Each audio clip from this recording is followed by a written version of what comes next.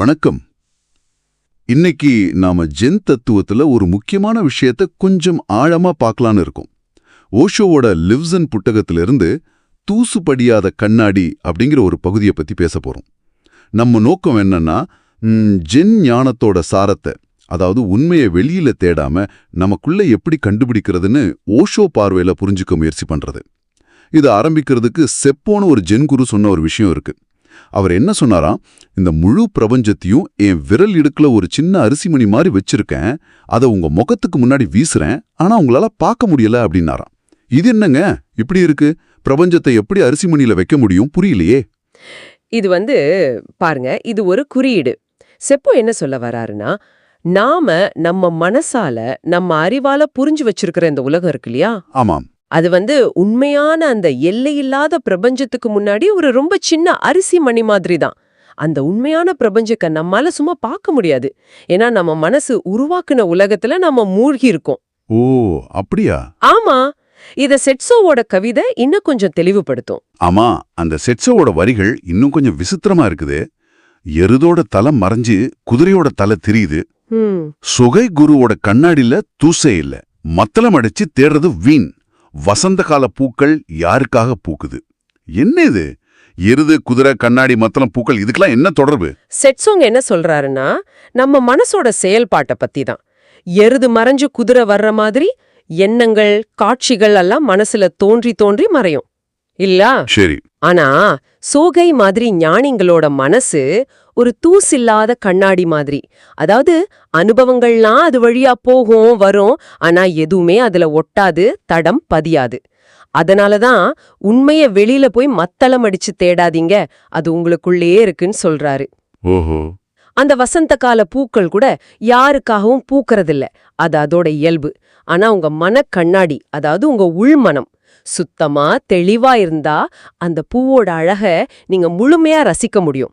அது உங்களுக்காக பூத்த மாதிரி ஒரு உணர்வு வரும். அப்போ இந்த தூசு படியாத கண்ணாடி இல்லாட்டி லெட் நோ டஸ்ட் செட்டில்ங்கிறதோட ஆழமான அர்த்தம் இதுதானா?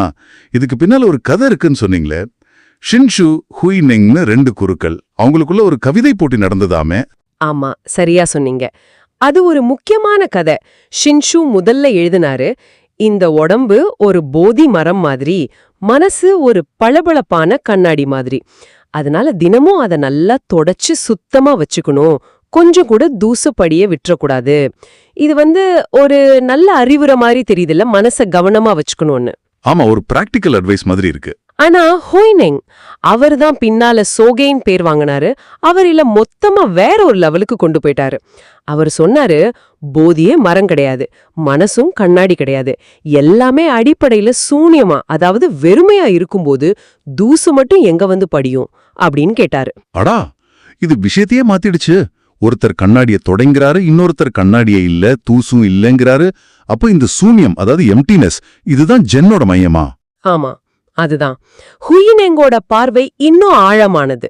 மனச ஒரு பொருளா பார்க்காம அதோட அடிப்படை தன்மையே சூன்யம், அதாவது அதுக்குன்னு நிலையான தனிப்பட்ட ஒரு பொருள் தன்மை கிடையாது அப்படின்னு உணரும்போது அப்புறம் எடை சுத்தம் பண்றது, எங்க தூசி படியும்?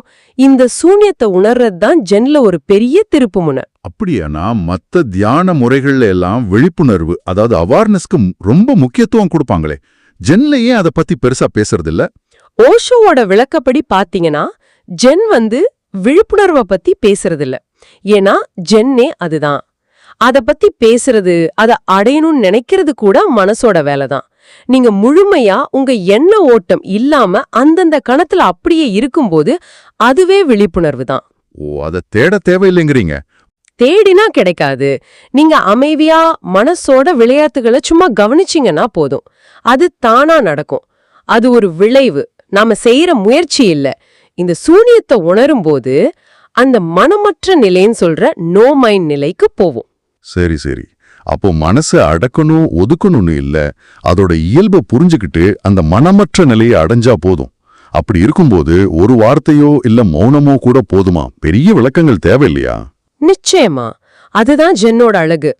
தர்க்கம், புத்திசாலித்தனம் இதெல்லாம் தாண்டி ஒரு நேரடி அனுபவம், ஒரு சட்டென்ற புரிதல், அதுதான் முக்கியம். அது ஒரு வார்த்தையில கூட வரலாம், ஒரு பார்வையில கூட வரலாம், ஏன் முழு மௌனத்துல கூட அந்த உண்மை புரியலாம். மனமற்ற நிலையில இருக்கும்போது சாதாரண விஷயங்கள் கூட ரொம்ப ஆழமா தெரியும். சுருக்கமா பார்த்தா இந்த மொத்த உரையாடலோட சாரம் இதுதான். உங்களை நீங்களே ஒரு தூசு படியாத கண்ணாடி மாதிரி வச்சுக்கணும். அதாவது எந்த விதமான முன்முடிவுகளும் பற்றுதல்களும் இல்லாம உங்க இயல்போட இருக்கிறது. ஜென்கிறது எதையோ தேடி கண்டுபிடிக்கிற விஷயம் இல்ல, நீங்களே அந்த உண்மைதான உணர்றது. சரி, இதெல்லாம் தத்துவமா கேட்க நல்லா இருக்கு. நம்ம அன்றாட வாழ்க்கைக்கு இது எப்படிங்க பயன்படும்? ஓஷோ சொல்ற மாதிரி நம்ம மனசு போடுற நாடகத்தை, அதோட எண்ண ஓட்டங்களை, கற்பனைகளை எல்லாம் சும்மா ஒரு சாட்சியா இருந்து கவனிக்கும்போது நீங்க மெதுவா அதுல இருந்து விலக ஆரம்பிப்பீங்க. அதுதான் அந்த மனமற்ற நிலைக்கு கூட்டிட்டு போகும். அந்த மாதிரி இருக்கும்போது நீங்க செய்யற செயல்கள் எல்லாம் ரொம்ப இயல்பா, தெளிவா, குழப்பமே இல்லாம இருக்கும். ஓஹோ, சூழ்நிலைகளை அது இருக்கிற மாதிரியே உங்க மனசோட ஃபில்டர் இல்லாம நேரடியா அனுபவிக்க முடியும். தேவையில்லாத டென்ஷன், கவலை இதெல்லாம் குறையும். அப்போ நம்ம உள்மன கண்ணாடிய அதோட இயல்புல, அதாவது தூய்மையா இருக்க அனுமதிச்சா போதும். அப்போ இந்த பிரபஞ்சத்தோட அழகு அந்த வசந்த கால பூக்கள் மாதிரி நமக்காகவே மலர்ற மாதிரி தெரியும். நம்ம பார்வையை மறைக்கிற தூசிய, அதாவது நம்ம கருத்துக்கள், நம்பிக்கைகள், எதிர்பார்ப்புகள் இதையெல்லாம் கொஞ்சம் தள்ளி வச்சுட்டு பார்க்க பழகணும். ஆமா, இறுதியா நீங்க யோசிக்கிறதுக்கு ஒரு கேள்வி. முதல்ல மனம் ஒரு கண்ணாடி, அதை சுத்தம் செய்யணும்னு சொன்னோம். அப்புறம் அடிப்படையே சூன்யம்ங்கிறதால கண்ணாடியும் இல்ல, தூசும் இல்லன்னு சொன்னோம். இப்ப கேள்வி இதுதான், கண்ணாடியே ஒரு மாயேனா, ஒரு தோற்றம்னா, அதுல தெரியற அந்த பிரதிபலிப்பையோ இல்ல அந்த சூனியத்தையும் அறியறது எது? அந்த அறியும் தன்மை இருக்கு இல்லையா, அது என்ன? இத கொஞ்சம் யோசிச்சு பாருங்க.